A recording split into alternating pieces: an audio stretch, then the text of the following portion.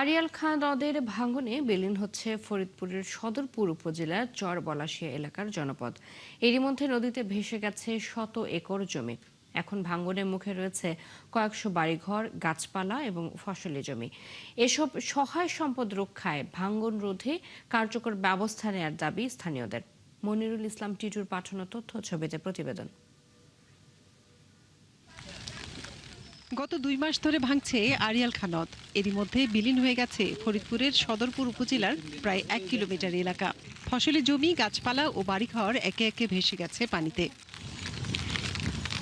এলাকার মানুষ বলছেন ২ মাস ধরে ভাঙন শুরু হলেও এখন পর্যন্ত কোনো ব্যবস্থা নেয়নি প্রশাসন। তাদের দাবি, বর্ষা মৌসুমে যেভাবে ভাঙন শুরু হয়েছে, পানি কমলে আরো তীব্র হবে। আমাদের এখানে একটা ডক ছিল, তো নদী ভাঙতে ভাঙতে আমাদের এখানে চলে আসছে, তাই আমরা এটা সরাই নিয়ে আরেক জায়গায় চলে যেতেছি। আমরা বাড়ি ঘর নিয়ে বিপদ আছি, আরো ১ কিলো ভাঙতে ভাঙতে আইছে, আর সামনে ভাঙ্গা বাঁচিয়ে থাকতে হলে স্থায়ী বাদ ছাড়া আমাকে কোনো উপায় নাই বাঁচার। আমাকে এই গরু বাছুর নিয়ে এক ফির ওই যে পরের জায়গায় ও পাশে ভেঙে গেছিল, মালাদার জায়গায় হেন কোনে আবার ভেঙেছি, আবার এ নাইছি ৮-৯ বার ভাঙতে ভাঙতে এখন সর্বশেষ।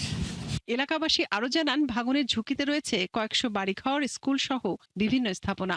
দ্রুত ভাঙন ঠেকানো না গেলে সবকিছু হারিয়ে যাবে। এমপি সাহেবের কাছে খুব অনুরোধ করা হয়েছিল যে আমাদের আর একটা প্যাকেজ দিলে আমরা এই বছরের মতো বাঁচতে পারবো। দুর্বিষহ অবস্থা, সহ্য করার মতো না। অনেক বাড়িঘর নাড়াইতে চাইলেও পারব না।